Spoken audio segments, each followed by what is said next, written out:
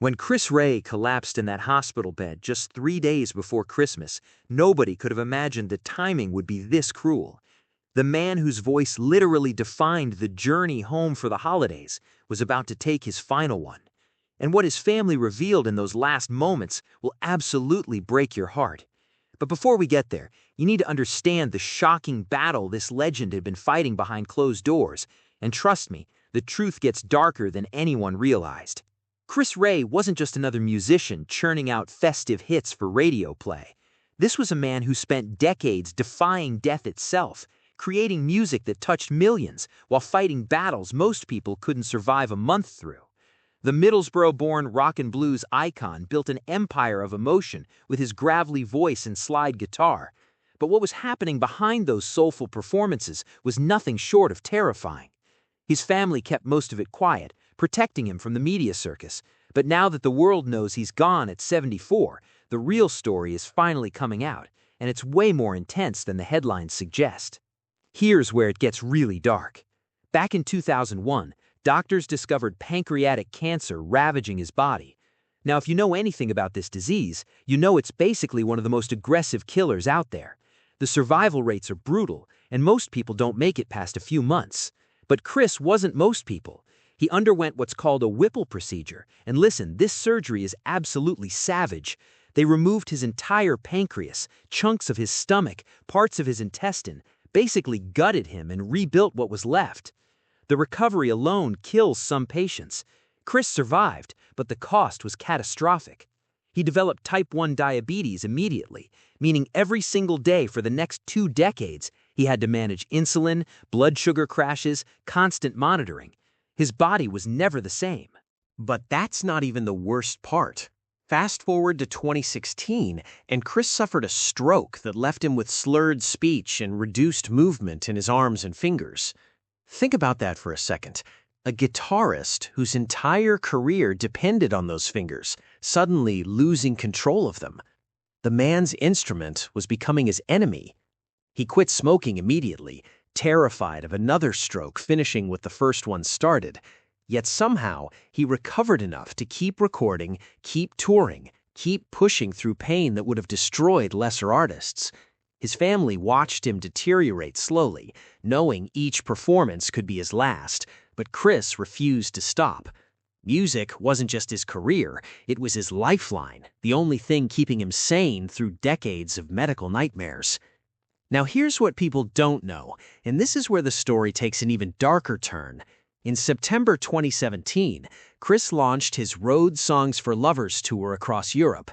He just released his 24th album, still grinding, still performing despite everything his body had been through.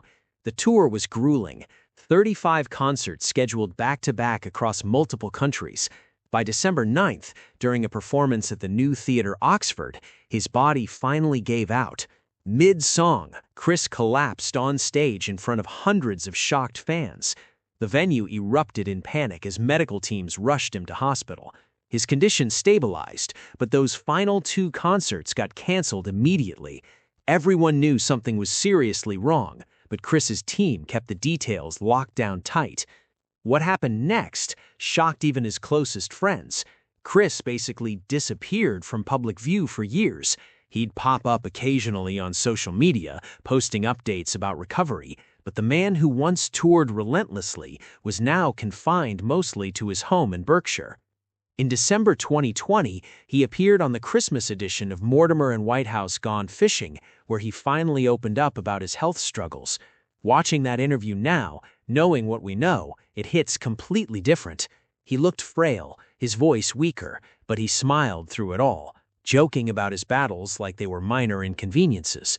Behind that smile was decades of accumulated trauma his body could no longer hide. Meanwhile, his marriage to Joan remained his anchor through everything.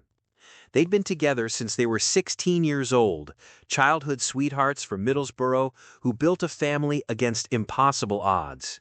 Chris called her Mama, she called him Papa, and their 2 daughters, Josephine and Julia, became his entire world when performing became too difficult. He once said he was only 25% of a unit, with his family making up the other 75%, and you could tell he meant it. When cancer nearly destroyed him, Joan was there. When the stroke hit, Joan was there. Through every surgery, every health scare, every moment of despair, she never left his side. Their love story deserved its own movie.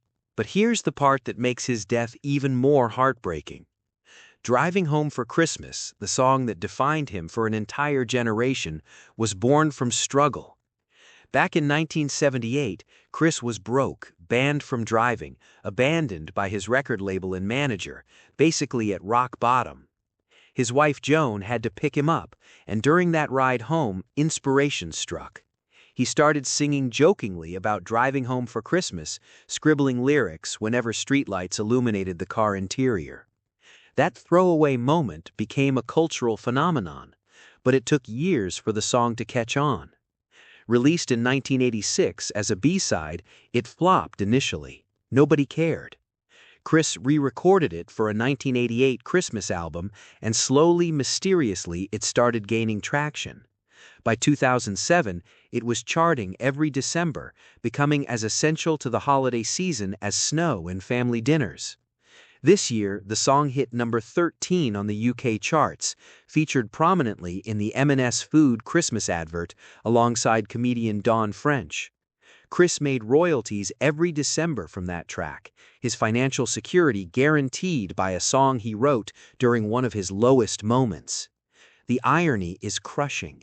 The man who sang about making it home for the holidays died 3 days before Christmas, surrounded by family in a hospital instead of by his fireplace. His final journey home wasn't the warm, nostalgic scene his lyrics painted. It was clinical, sterile, marked by machines and medical staff rather than snow-covered roads and anticipation. When the family statement dropped, it hit fans like a freight train. They announced his passing with heartbreaking simplicity, saying, "Chris died peacefully in hospital following a short illness, surrounded by loved ones." That phrase, short illness, raised immediate questions. After decades of health battles, what finally took him down?